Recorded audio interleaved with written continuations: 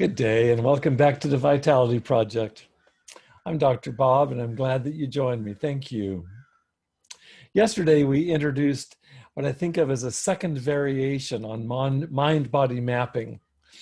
You remember our first exercise, which focused on your calling up a stressful situation in your life, something that's been bugging you or been troublesome. And then I asked you to map out your thoughts, your feelings, your bodily sense, and action strategies that arose out of just sitting and holding those feelings with the stressful situation. The second variation that I asked you to do, now this is our second exercise. The only difference was that I asked you to identify a stressful situation in your life. In fact, using the same one would work just fine. But I asked you before you did anything else to interject a brief 5-minute mindfulness of the breath exercise right in the middle of that process.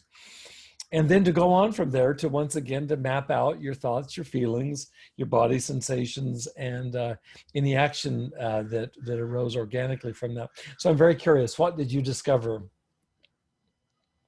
What we were doing right now is we're taking our first initial peek at a difference that really matters when we talk about building resilience skills in addiction recovery for the sake of relapse prevention.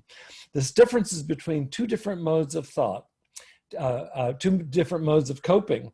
And it's coping with stressful situations in our lives that if it moves into distress, it'll throw us into relapse. So we have to find different ways of thinking, different ways of managing, different ways of coping. And that's what we're suggesting here. So these two different modes, the first, as you'll recall, we've just called it the red alert mode. And this is our first mapping exercise. Probably did the best job of capturing this as we asked you to think of a stressful situation and then go right into writing it down. That would be closer to evoking that red alert kind of emergency mode. And my guess is it was more effective in capturing the red alert mode than was the second exercise. And let me ask you, what's the difference?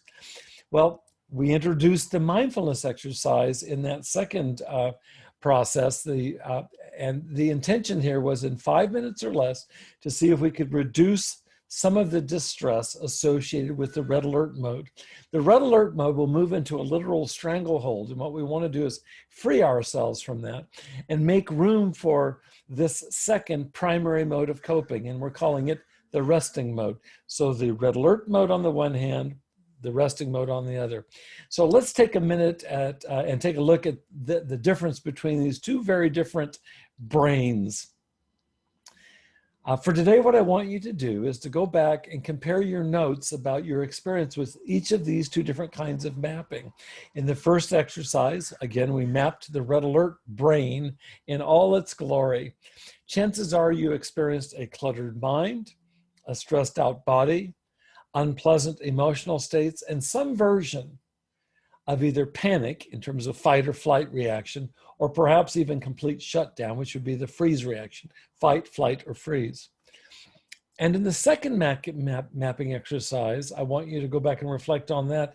You quite likely experienced an increase in mental and bodily calmness. I believe fewer unpleasant feeling states, possibly some neutral or even pleasant ones, and certainly less risk for impulsive behaviors. That's the difference. So what I want to suggest is this: if you didn't experience a difference between these two exercises, please do not give up hope.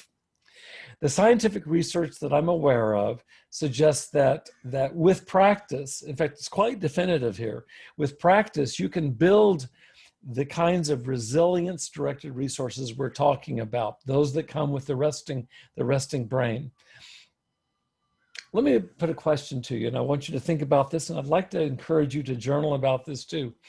Would you be interested in cultivating these resilience skills for the sake of your sobriety, for the sake of your protecting that sobriety, for the sake of relapse prevention, for the sake of your being a happier, more contented, more fulfilled individual in the face of stress? Would you be interested? I'm hoping that your answer is yes. We'll come back tomorrow and we'll be talking more about this together. I'm looking forward to this. I want to thank you for spending part of your day with me here today at the Vitality Project. And in between now and when I see you next, please stay safe, Be well, and come join me again soon.